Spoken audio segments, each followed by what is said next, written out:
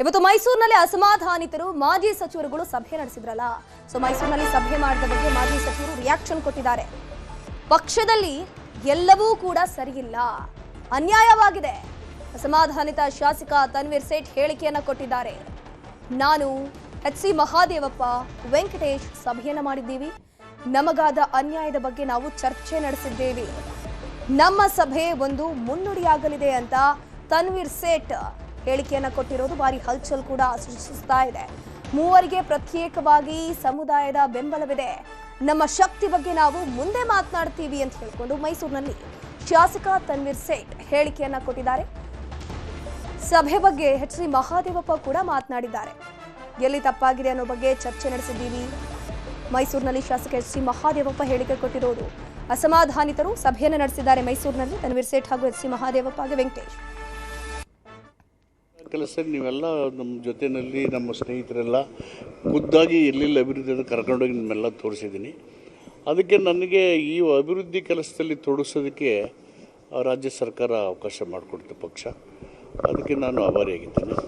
ಅದನ್ನು ಹೊರತುಪಡಿಸೋ ಸದ್ಯಕ್ಕೆ ರಾಜಕೀಯವಾಗಿ ಏನೂ ಪ್ರತಿಕ್ರಿಯೆ ಇಲ್ಲ. ನಿಮಗೆಲ್ಲ ಧನ್ಯವಾದಗಳು. No reaction. ಸಚಿವ ಸ್ಥಾನ ಇಲ್ಲ ಅಂತಷ್ಟೇ ಮುಖ್ಯಮಂತ್ರಿ ಆಗಲ್ಲ ಅಂತೇನಿಲ್ಲ. ಆ ಪ್ರತಿಭೆ ಇದೆಯಲ್ಲ, ಆ ಸಾಮರ್ಥ್ಯ ಇದೆಯಲ್ಲ, ಆ ವ್ಯಕ್ತಿತ್ವ ಇದೆಯಲ್ಲ, ಅದು ಗೊತ್ತಿಲ್ಲ ನನಗೆ. ನಾವು ಯಾರ ವಿರುದ್ಧನೂ ಪಿತೂರಿ ಮಾಡೋಕ್ಕದು ಏನು ಸೇರಿಲ್ಲ. ಇವತ್ತಿನ ರಾಜಕಾರಣದ ಬಗ್ಗೆ ಏನೇನಾಯಿತು ಅನ್ನೋದ್ರ ಬಗ್ಗೆ ನಾವು ಚರ್ಚೆ ಮಾಡಿದ್ದೀವಿ. ಯಾಕೆ ಹೀಗಾಯಿತು ಅನ್ನೋದ್ರ ಬಗ್ಗೆ ನಾವು ಚರ್ಚೆ ಮಾಡಿದ್ದೀವಿ ಅಷ್ಟೇ.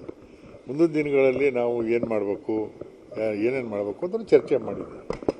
ಇದು ಸರಿಪಡಿಸೋಕೆ ಏನಾದ್ರು ಅವಕಾಶ ಇದೆಯಾ ಅನ್ನೋದನ್ನು ಚರ್ಚೆ ಮಾಡಿದ್ದೀವಿ.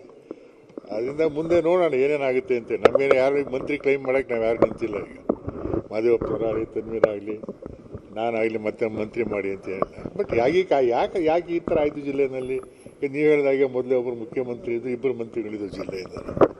ಈ ಸಲ ಯಾಕೆ ಹೀಗಾಯಿತು ಅಂತದ್ದು ಸ್ವಲ್ಪ ನಮಗೆ ಮನಸ್ಸಿಗೆ ನೋವಾಗಿತ್ತು, ಬೇಸರವಾಗಿತ್ತು. ಅದರಿಂದ ಕೂತ್ಕೊಂಡು ಚರ್ಚೆ ಮಾಡಿದ್ವಿ. ಎಲ್ಲವೂ ಸರಿ ಇದೆ ಅಂತ ಭ್ರಮೆನಲ್ಲೂ ಇಲ್ಲ, ಎಲ್ಲವೂ ಹಾಳಾಗಿದೆ ಅನ್ನೋದು ನಮ್ಮ ಮನಸ್ಸಲ್ಲಿಲ್ಲ. 3 ಜನ ಈ ಜಿಲ್ಲೆಯ ಹಿರಿಯ ಶಾಸಕರುಗಳು ನಮ್ಮದೇ ಆದಂತಹ ಅನುಭವವನ್ನು ಒಟ್ಟಾಗಿ ಈ ಜಿಲ್ಲೆಯ ಪ್ರಗತಿಗೆ ನಾವು ಯಾವ ರೀತಿಯ ಹೆಜ್ಜೆಗಳನ್ನ ಹಾಕಬೇಕು ಅನ್ನೋದನ್ನು ಕೆಲವೊಂದು ಚರ್ಚೆಗಳನ್ನ ಮಾಡಿದ್ದೇವೆ. ಬರುವಂಥ ದಿನಗಳಲ್ಲಿ ಅದಕ್ಕೆ ಸ್ಪಷ್ಟತೆಯಿಂದ ನಾವು ತೀರ್ಮಾನಗಳನ್ನ ತಗೊಳ್ತೇವೆ. ನಾವು ಸಚಿವರಾಗೇ ನಾಯಕರಾಗಬೇಕು ಅನ್ನೋದಲ್ಲ, ನಮ್ಮದೇ ಆದಂತಹ ವರ್ಚಸ್ ಇದೆ, ಜನಾಂಗದ ಮೇಲೆ ಹಿಡಿತಗಳಿದೆ, ಸಮಾಜದ ಉದ್ದಕ್ಕೂ ನಾವು ಮಾಡಿರುವಂತಹ ಕೆಲಸಗಳು ಮತ್ತು ನಮ್ಮ ಚಿಂತನೆಗಳನ್ನ ನಾವು ಅದನ್ನು ದಾರಿ ಎಳೆಯುವಂಥದ್ದಕ್ಕೆ ನಾವು ಚರ್ಚೆ ಮಾಡ್ತೇವೆ. ತಪ್ಪು ಯಾರಿಂದ ಆಗಿದೆ ಅನ್ನೋದು ಇನ್ನೂ ಅದು ಯಾರೂ ನಮ್ಮ ಹತ್ರ ಚರ್ಚೆ ಆಗಿಲ್ಲ. ಆದರೆ ಒಂದು ಕರೆದಂತಹ ಸಂದರ್ಭದಲ್ಲಿ ಮಾತಾಡೋಕ್ಕೆ ಸಿದ್ಧರಾಗಿದ್ದೇವೆ. ಗೌರವಕ್ಕೆ ರಾಜಿ ಮಾಡಿಕೊಳ್ಳುವ ಪ್ರಶ್ನೆ ಇಲ್ಲ, ಸ್ವಾಭಿಮಾನಕ್ಕೆ